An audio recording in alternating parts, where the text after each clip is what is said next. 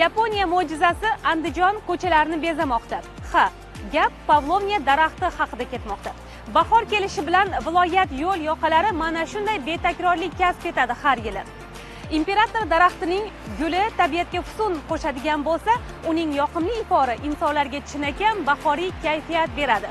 Bu hali hammasi emas.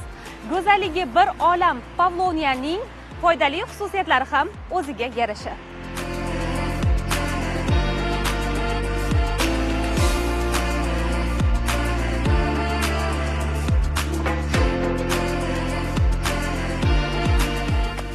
Gulidan kosmetologiyada, bargidan qishloq xo'jaligida, tanasidan sanoatda.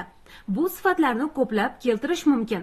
Hatto mutaxassislarning ilmiy o'rganishlari ham uning foydali xususiyatlari ko'p ekanini isbotladi. Bu daraxt juda ham tez o'sishidan tashqari o'ziga xos ajoyib xususiyatlarga ega.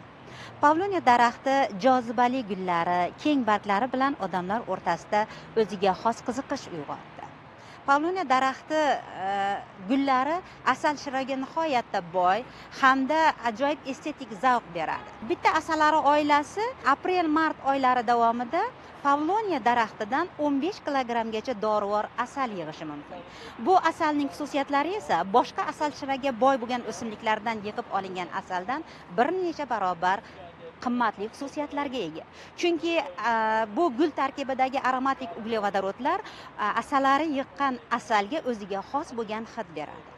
Yer yuzida imperator daraxtining 12 mingdan ortiq turi mavjud bo'lsa, bizning iqlim sharoitimizga mos keladigani Shanton navi hisoblanadi.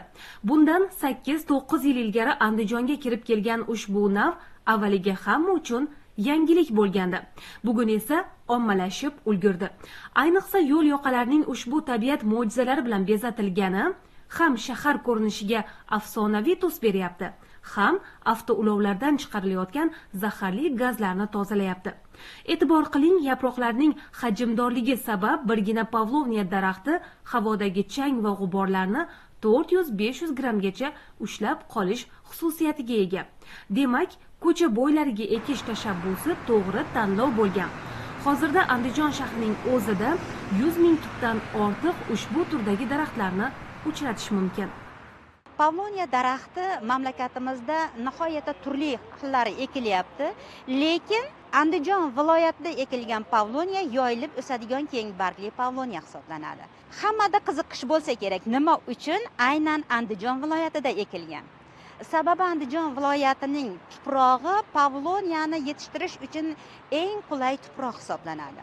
Bu yerdagi ekologik muhit, yer osti suvlarining tuproqqa yaqinligi hamda havoning namgarchiligining aynan Pavlovniyani o'sishi uchun mosligi bu daraxtni Andijon viloyatiga ekishimizga sababchi bo'ldi. Chunki Pavlovniya namgarchilikni o'ta yaxshi ko'radi.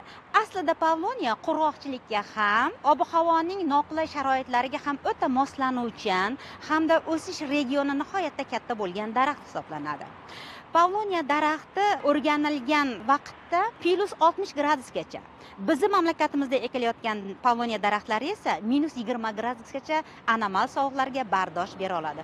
Bu uning o'ziga xos bo'lgan xususiyatlaridan biridir. Pavlovniya bir yilda 5 metrgacha bo'y cho'zadi. Diametriga esa yiliga 2-3 sm qo'shiladi. Gullash davri mart oyining o'rtalaridan boshlanib, aprel oyining oxirigacha, ya'ni salkam 2 oy davom etadi. Bu davrda tevarakka o'tkir, yoqimli ifor taraladi. Xo'sh, gullarning hidi allergiya keltirib chiqarmaydimi? Pavlovniya daraxti juda ham ko'p foydali xususiyatlari bilan mamlakatimizda yetishtirilayotgan daraxtlar orasida o'ziga xos o'ringa ega.